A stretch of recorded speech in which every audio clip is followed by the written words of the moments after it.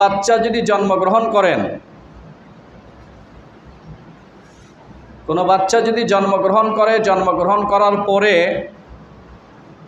কিছুক্ষণ জীবিত ছিল, কিছুক্ষণ জীবিত থাকার পরে সে ইন্তেকাল করলো, তাহলে এমন বাচ্চার ব্যাপারে মাসআলা হলো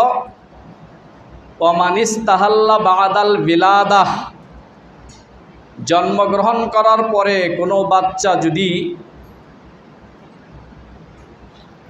তার মধ্যে জীবিত থাকার কোনো আলামত বা চিহ্ন পাওয়া যায়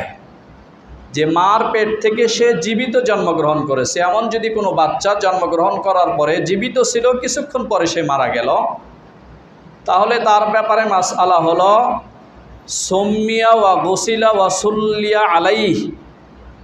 তার নামও রাখা হবে, তাকে সুন্নত মোতাবেক অন্যান্য মুর্দাকে যেভাবে গোসল